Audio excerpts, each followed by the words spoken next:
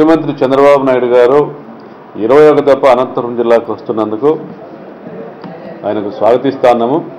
20 దఫాలు వచ్చిన ఎన్నిసార్లు రైతులు ఆయనకు వినతి పత్రాలు సమర్పించిన విపక్షాలు కానీ రైతు సంఘాల నాయకులు కానీ ఆయనను వేడుకొన్న కొన్ని పత్రికా విలేకరులు మీడియా ప్రతినిధులు ఆయనకు సూచనలు చేసినా కూడా ఆయన హంద్రీనీవా ప్రధాన కాలువ నుండి 3,55,000 ఎకరాలకు నీళ్లు ఇవ్వాల్సిన డిస్ట్రిబ్యూటరీ వ్యవస్థ గురించి నోరెత్తడం లేదు.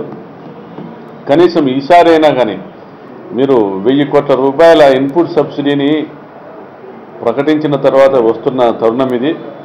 ఈసారైనా కానీ మీరు ఈ 3 సంవత్సరాలు గత 3 సంవత్సరాల్లో 14, 15, 15, 16, 16, 17 సంవత్సరాల్లో రైతులు ఈ జిల్లాలో 10,000 కోట్ల రూపాయలు పెట్టుబడులు నష్టపోవడం జరిగింది. అది దృష్టిలో ఉంచుకొనైనా మీరు ఈ 3 సంవత్సరాల్లో కూడా దాదాపుగా ఒక 1,500 కోట్ల రూపాయలు ఇన్పుట్ సబ్సిడీ, ఒక 2,000 కోట్ల రూపాయలు ఇన్పుట్ సబ్సిడీ బీమా రూపంలో రైతులకు చెల్లించాల్సిన పరిస్థితి వచ్చింది. మీరు నిజంగా రైతు పక్షపాతి అయ్యిందంటే అధికారంలోకి వచ్చిన వెంటనే దాదాపు పూర్తయిన హంద్రీనీవా ప్రాజెక్టు నుండి ఈ 3,55,000 ఎకరాలకు ఆయకట్టుకు నీళ్లు ఇవ్వడంతో పాటు కేవలం 10 కోట్ల రూపాయలతో పేరూరు డ్యాంకు నీళ్ళు ఇచ్చే ప్రతిపాదనను కూడా మీరు ఆచరణలో పెట్టి ఉండేవాళ్ళు. అంతేకాకుండా ఈరోజు బీటీపీ ప్రాజెక్టుకు బోరంపల్లి నుండి 100 కోట్ల రూపాయలతో నీళ్లు ఇవ్వచ్చు అనే ప్రతిపాదన ముందుకు వస్తున్నప్పటికీ కూడా మీరు ఏది కూడా విపక్షాల కానీ రైతు సంఘాల కానీ సూచనలు ఒక పాజిటివ్ థింకింగ్తో మీరు స్వీకరించే పరిస్థితిలో లేరు. కనీసం ఇప్పటికైనా కూడా మీ అహంభావాన్ని వీడి, అహంకారాన్ని వీడి, మేము చెప్పిందే వేదము, మేము తీసుకున్నదే పాలసీ అనే మీ నినాదాన్ని పక్కన పెట్టేసి రైతు సమస్యలను, కరువును సానుభూతితో చూసి లక్షలాది రైతాంగం ఈ జిల్లాలో కరువుకు పీడితులే వలసలు పోతున్న విధానాన్నైనా మీరు దృష్టిలో ఉంచుకొనైనా కూడా కేవలం 800 కోట్ల రూపాయలతో బీటీపీ ప్రాజెక్టుకు కానీ పేరూరు ప్రాజెక్టుకు కానీ నీళ్ళు ఇచ్చే అవకాశం ఉంది. అదేవిధంగా 3,55,000 ఎకరాలకు ఆయకట్టును ఏర్పాటు చేసి డిస్ట్రిబ్యూటరీలు నిర్మించే అవకాశం ఉంది. 800 కోట్ల రూపాయలతో ఈ 4 లక్షల ఎకరాలకు నీళ్ళు ఇచ్చే ఈ డిస్ట్రిబ్యూటరీల నిర్మాణాలు వెంటనే మీరు చేపట్టండి.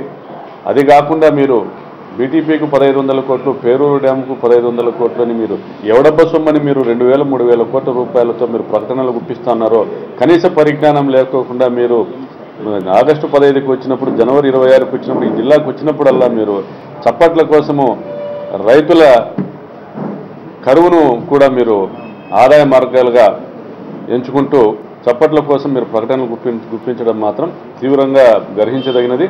మొన్న జరిగిన ఒక సమీక్షలో కమ్యూనిస్టు పార్టీలు, రైతు సంఘాలు జరిపిన ఒక సమీక్షలో మేధావి వర్గాలందరూ జరిపిన సమీక్షలో తురకలాపట్నం దగ్గర నుంచి మడకశీర బ్రాంచ్ కాలువ ద్వారా రూపాయి ఖర్చు లేకుండా పేరూరు డ్యాం నీళ్లు ఇవ్వచ్చు అనేది కూడా తీర్మానం చేయడం జరిగింది. త్వరలో వైఎస్ఆర్ పార్టీ, కమ్యూనిస్టు పార్టీల రాష్ట్ర నాయకులు కూడా ముఖ్యమంత్రి గారి దృష్టికి ఈ విషయాన్ని తీసుకొని పోవడానికి సంయుక్త వాళ్ళు రెడీ అవుతా ఉన్నారు. అధికారులు సంబంధించిన ఐఏఎస్ ప్రిన్సిపల్ సెక్రటరీ ఇరిగేషన్ కానీ, chief secretary to the chief minister కానీ వీళ్ళని కూడా కలవడానికి ఒక ఆలోచనలో ఉన్నారు. అతి తక్కువ ఖర్చుతో సాగునీటి ప్రాజెక్టులకు నీళ్ళు ఇచ్చే అవకాశం ఉన్నప్పటికీ కూడా దాన్ని పెడచెవిని పెట్టడం కేవలము దోపిడీకి, చంద్రబాబు నాయుడు గారు దోపిడీకి తెరదీస్తూ ఉన్నారు. ఈ జిల్లా మంత్రులను వాళ్ళను కుబేరులను చేయాలనే ఉద్దేశంతోనే రాబోయే ఎన్నికల్లో ఈ దోపిడీ చేసిన సొమ్ముతోనే ఓటర్ను కొనడానికి మాత్రమే మీరు ఈ ప్రాజెక్టులు ఎంచుకుంటున్నారు తప్ప మీకు నిజంగా చిత్తశుద్ధి లేదు. ఖచ్చితంగా ఇటువంటి మీ ఒరవడిని మీరు మానుకోకపోతే రాబోయే ఎన్నికల్లో ఖచ్చితంగా రైతాంగం మిమ్మల్ని ఈ జిల్లా నుంచి తరిమి కొట్టే పరిస్థితి ఉంటుంది. రాష్ట్రంలో ఖచ్చితంగా జగన్మోహన్ రెడ్డి గారు ముఖ్యమంత్రి అవుతారు.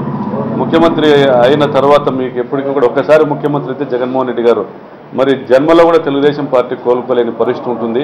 కాబట్టి హెచ్చరిస్తూ మీకు హితవు తెలుపుతున్నాం. చివరి అవకాశంగా ఇప్పుడైనా కూడా రేపు మీరు మా రాప్తాడ్ నియోజకవర్గానికి వస్తున్నారు. ఈ ప్రాజెక్టులకు ఏదైతే ఆల్టర్నేటివ్స్ మేము సూచిస్తున్నామో, విపక్షాలు సూచిస్తున్నాయో, రైతు సంఘాలు సూచిస్తున్నాయో దానిపైన మీరు సానుకూలంగా, సానుభూతితో స్పందిస్తారని కూడా ఆశిస్తున్నాం.